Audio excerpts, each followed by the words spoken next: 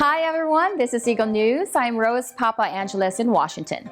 It's Saturday, September 10, 2022, here in the nation's capital.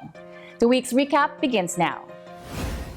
Queen Elizabeth II, an icon instantly recognizable to billions of people around the world, has died at the age of 96. Support poured from across the globe for the British people. Here in the U.S. Capitol, people joined the British Embassy in remembering the longest-serving monarch in British history. Jeff Sanidad reports. Queen Elizabeth II passed away Thursday. Her Majesty was 96 years old and had spent a record of 70 years on the throne. Immediately after her death, Buckingham Palace issued a statement saying the Queen died peacefully at Balmoral Castle, that is her summer home in Scotland. There has been an outpouring of support from leaders across the globe for the Queen's family and for the British people. British Ambassador to the U.S. Dame Karen Pierce speaks to the media about the Queen's 70 years of public service. I think for me personally, she was the embodiment of the age, but she was also a very human person. She was a remarkable individual. She had a fantastic sense of humour and an amazing ability to get right to the heart of the matter. But she also embodied for me the epic, the heroic. She symbolised what everybody went through in the decades after the Second World War in the transition to what is now a modern world. Here in Washington, D.C., the Union Jack flag is lowered outside the British Embassy. People have laid down flowers around the British flag. As a student of history that I studied in college, the Queen has been a constant, obviously, as everybody knows, for 70 years. She has lived through so much. She took Britain through so much post-World War II, when the economy was terrible, and into the 80s when the economy was terrible again, through Diana, and has just kept the family together, has united the UK. You know, my mom died just on Sunday, so when the Queen died yesterday, I felt for the royal family and what they were going through. I lost my dad 3 years ago. They lost their dad 17 months ago, so I just wanted to come and pay my respects. From the British Embassy here in Washington, D.C., Jeff Sanidad, Eagle News. We live in extraordinary times. In other news, 2 updated COVID boosters have been recommended by the CDC as health officials encourage people to roll up their sleeves and get that shot. Rosal Feria reports. The Centers for Disease Control and Prevention, or CDC, recommends use of the updated COVID-19 boosters from 2 vaccine manufacturers. The health agency recommends the Pfizer-BioNTech COVID-19 booster for people ages 12 years and older and the Moderna COVID-19 booster for people ages 18 years and older. These updated COVID-19 boosters add Omicron BA4 and BA5 spike protein components to the current vaccine composition. CDC says these help restore protection that has waned since previous vaccination. They target variants that are more transmissible and immune evading. In the coming weeks, CDC also expects to recommend updated COVID-19 boosters for other pediatric groups. CDC Director Dr. Rochelle P. Walensky says if you are eligible, there is no bad time to get your COVID-19 booster. Rosal Feria, Washington, D.C., Eagle News. We live in extraordinary times. Meanwhile, in a recent development on arrests made linked to the January 6 attack on the Capitol, a retired police officer has been sentenced to 10 years after being found guilty of 5 felonies. Crisan Fergata reports. 56-year-old Thomas Webster, a retired New York Police Department officer, has been sentenced to 10 years in prison for assaulting a law enforcement officer with a deadly or dangerous weapon during the breach of the U.S. Capitol on January 6, 2021. Webster of the Village of Florida, New York, was sentenced here in the District of Columbia. His and others' actions disrupted a joint session of the U.S. Congress convened to ascertain and count the electoral votes related to the presidential election. Webster was arrested on February 21, 2021, and was found guilty by a jury on May 2, 2022 of 5 felonies.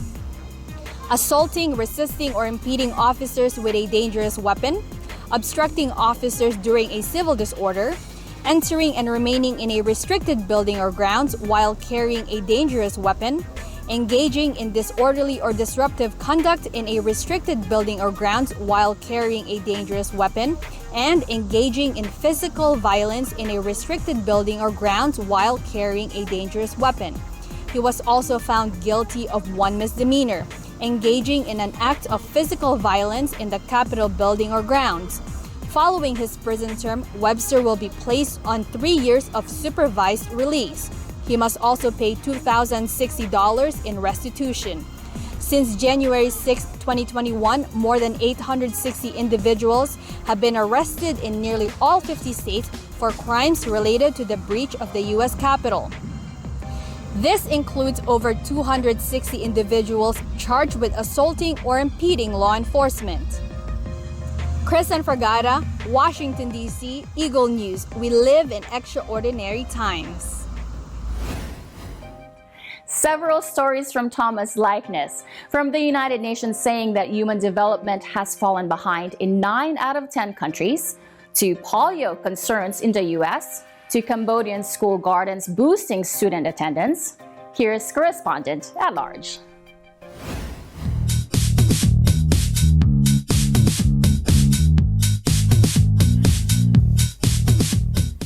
And now news and commentary from around the globe. These extraordinary times that we live in, the unprecedented crises, it began with the pandemic, but the woes continue on other fronts, whether they be catastrophes or economic troubles. The experts at the United Nations say all of this has set human development back by 5 years. What does that mean? Achim Steiner of the UN's Development Program says people make less money these days. Education of the next generation has suffered, and our health, it's not good. So it means we die earlier, we are less well educated, our incomes are going down. Just on those 3 parameters, you can get a sense of why so many people are beginning to feel desperate, frustrated, worried about the future. This worry, this frustration, it leaves people open to misinformation, accepting alternate views of reality. This is what is at the heart of a growing polarization, growing alienation, extremism, violence. I mean, we are seeing a degree of distrust between citizens and their institutions and government. While the tall foreheads ponder the chaos, others say they're not surprised. Polio. When I grew up in the 1950s, the word polio invoked fear. Parents were afraid their children would become disabled if they even survived this devastating disease.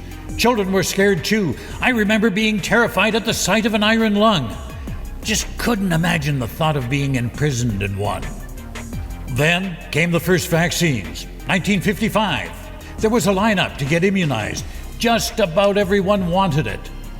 Over the years, we conquered polio in North America. Now, people are afraid again. A case has been reported in New York State. Will there be more? Health authorities are hoping this single case will see lineups again to get vaccinated. Statewide in New York, only 79% of 2-year-olds have been immunized against polio. Now, nationally, the figure is 92%.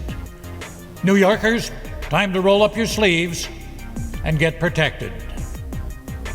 A slap on the wrist for Apple in Brazil, all over the sale of iPhones.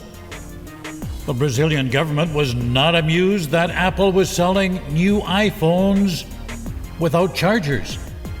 The government fined the company $2.4 million, accusing the tech giant of discriminatory practices, and authorities have ordered the immediate suspension of the sale of iPhones unless they have a charger. Apple's excuse was that it was, and these are the company's words, an environmental commitment.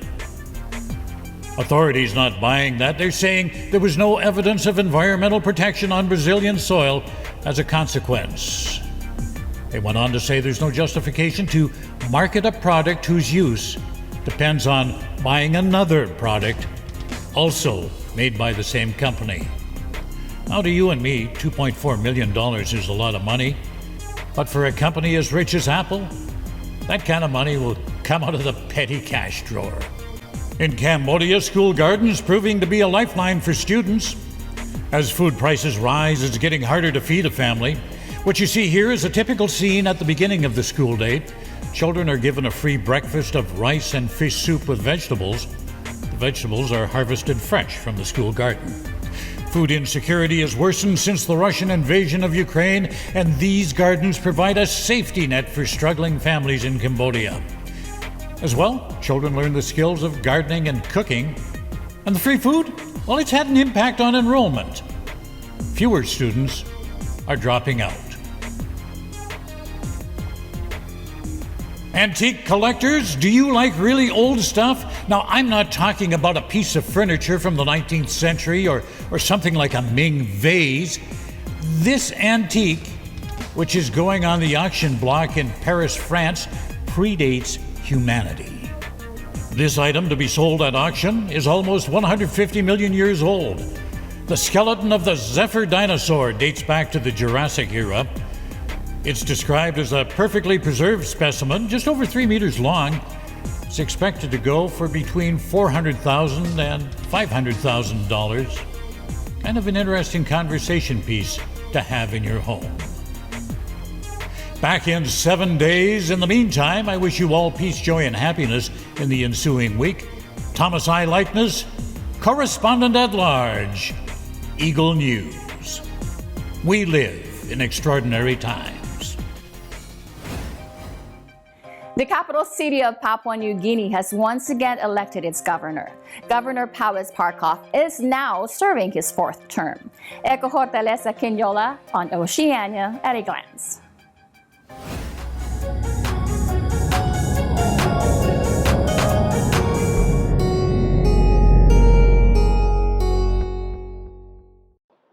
After election disputes occurred in the country, the action man Honorable Powes Parkop retains his seat for the 4th consecutive time as the national capital city governor.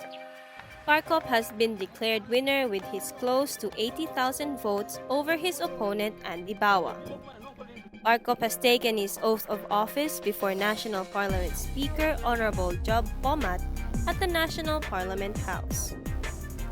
The governor vows to continue his vision for the city and his program of government dealing with issues that are paramountly important. Eko Hortaleza Quinola, Port Moresby, Papua New Guinea, Eagle News. We live in extraordinary times. Fall signals the flu season. Now healthcare workers worry it will also mean the beginning of COVID season. Pearl Rogacion tells us how the country is bracing for a surge in COVID-19 cases. Here's Health is Wealth.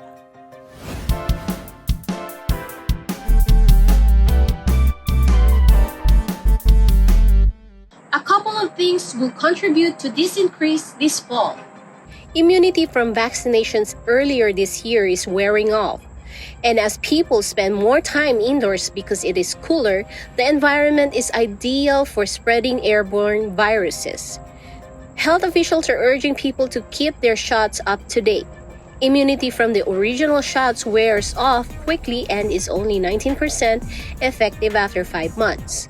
The new vaccine should offer better protection, both against the original strain of COVID and the Omicron strain that is now dominant. Even if people are vaccinated, they may still get infected.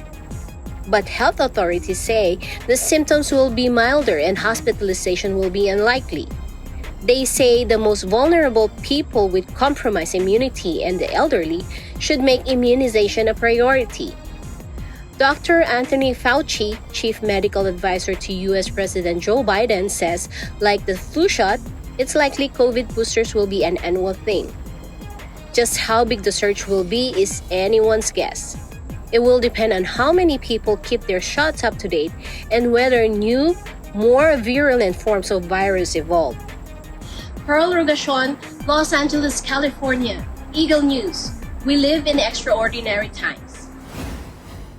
Schools back in Canada, several with in-person classes and a few others with hybrid options. Along with the new school year are updated COVID-19 guidelines. In Ontario, Joshua Santillana tells us what students and parents should know as things return to normal there. This week, Ontario students are returning to classrooms and welcoming the new school year with mask mandates, physical distancing, and cohorting measures no longer in place. This also comes after the Ontario government announced that the 5-day isolation for those who test positive for COVID-19 is no longer required. School boards continue to offer remote learning this year as per mandate of the Ministry of Education. However, fewer students have enrolled. Just under 5,000 students have chosen remote learning this year compared to roughly 25,000 last year.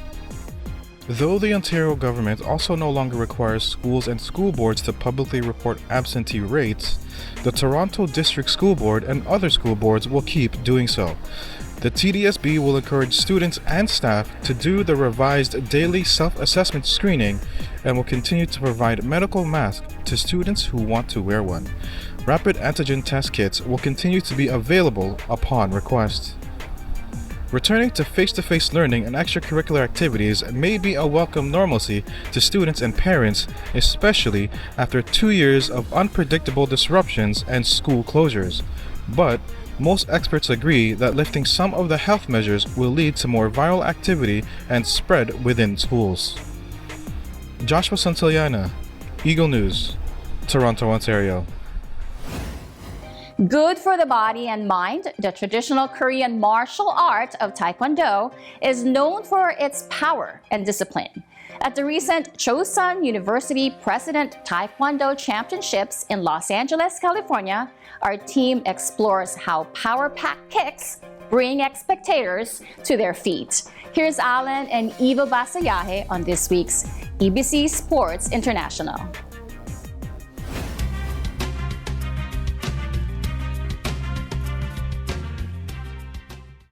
It's been widely held that practitioners of the martial arts enjoy mental and health benefits. And at the Chosun University President Taekwondo Championship in Los Angeles, California, athletes and competitors certainly did their part in getting everyone's hearts pumping. Sky! Chosun University Taekwondo competition, we got the first place in demo event. We had a demonstration for a long time, but because of COVID, we didn't compete. So around 3 months ago, we started training back. As you can see, our kids did a great job today, and I was super proud of them. Today, we have more than 1,000 competitors and then also about 3,000 spectators. So this is a big event. Taekwondo is Olympic sport and plus in the martial arts. So Taekwondo is from Korea. Since we have martial art and sports, so we try to combine both. It's not only martial arts aspect, also you try to add sports aspect. We try to teach like a discipline. We try to teach more like how to behave yourself and also respect other people. 대한민국의 고유의 무술로 정말 오랜 기간 동안 수련해오고 위에 사람들부터 아래 사람까지 모두가 다 할 수 있는 운동이다 보니 더 아름다운 것 같습니다. 다르지 않고 모두가 할 수 있는 무술이기도 하고 대한민국의 고유의 무술이기도 하니까 그거에만의 아름다움이 있는 것 같습니다.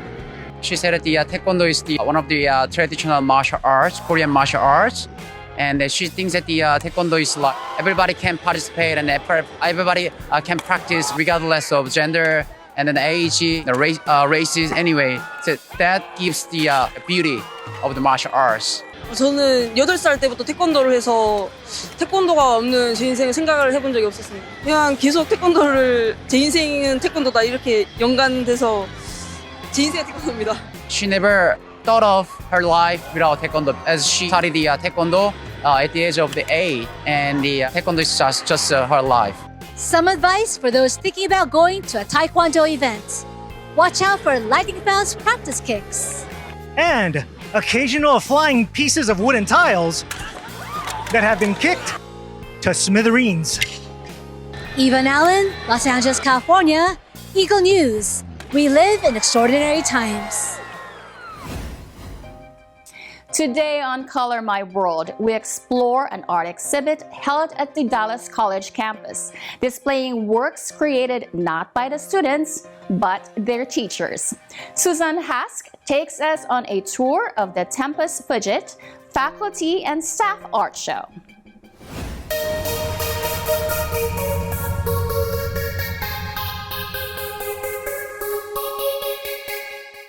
While many students' art exhibits takes place throughout the year at Dallas College North Lake campus, this time it's the faculty's turn to showcase their diverse talents. Here at Dallas College North Lake campus, and today we're having a reception for the faculty and staff show titled Tempus Fugit, which is a Latin phrase for time flies. And all of us have included one artwork from our past, and for some of us it's over 20 years ago, sharing a work of art, and then having 4 pieces that are modern or recent works of art, so we can see the span of our careers and our artistic practice, the overall evolution of our creativity, also sharing that with our students. And the one thing that I really love about this show is that it entails a wide variety of visual art disciplines. And so we have drawing, painting, photography, sculpture, ceramics, graphic design, typography, digital illustration, mixed media. We have so many different disciplines that we teach and have courses available for not only our Dallas College students, but the Dallas community. And so really excited to share this exhibition with everyone today. I teach photography and art appreciation at the North Lake campus for Dallas College, and I've taught here for about 13 years, and I'm excited to be part of the show. And with COVID happening and the events of me hitting the big 4-0, I started to reflect on things on, where was my community that I'd spent time with and I photographed in college, early college. So I went back and found a whole bunch of negatives and scanned a bunch of negatives that I photographed when I was in college. I photographed a bunch of my friends, a different community, a lot of portraits, and most of it was film at that time. And so I went back and revisited and reconnected with a bunch of my friends. So this is now 20 years later. So there's this gap. And so they were all in college at that time. And I think it's kind of interesting to be able to share that with the college students, because not only did I photograph them and the portraits are side by side of that 20-year gap, but also I interviewed them and they talked about sort of their journey personally, whether it's career, whether it's emotionally, just in general, where they're at in life right now. Yeah, I was going to add my pieces. I think there's about at least a 20-year gap between the old piece I have and the new work, and I think it's interesting for students to see, how we evolve, like Allison and Kate said. And this is our first time to include staff in our exhibit, and a lot of our staffs, they have the same degrees as faculty, but they choose to work as lab specialists, as gallery coordinators, as in a bunch of different roles. A lot of times students are like, I was so shocked that this is what y'all's work looks like, because I thought you just drew portraits because that's what we do in class, or I'm like, no, but it's good to know how to do everything, and as teachers it helps us, I think, be more marketable and that we can teach a bunch of different courses. Susan Husk, Eagle News, Dallas, Texas. We live in extraordinary times. Before we let you go, here's our photo of the week by Timon Lee. This is the Golden Gate Bridge in San Francisco at night. Built in 1937, it set the world record for the longest bridge span, the distance between supports and also the tallest towers. Not counting the concrete anchorages, the bridge weighs 840 million pounds or 382 million kilograms, making it heavier than the Empire State Building. Thank you all for joining us again. If there are stories or topics you want us to share with you, just comment below. View, like, share our other shows. City Limits with Alan Basayahe. Connected with Dr. David. Take a seat and join us with Anna Kui. Play Date with Mike Hudson and friends. Plus, Journey, Stories of Filipinos in Canada with Kathleen Cruz. Follow us on YouTube, Facebook, and Twitter at Eagle News Live. I am Rose Papa Angeles. We'll live in extraordinary times. Happy weekend, everyone.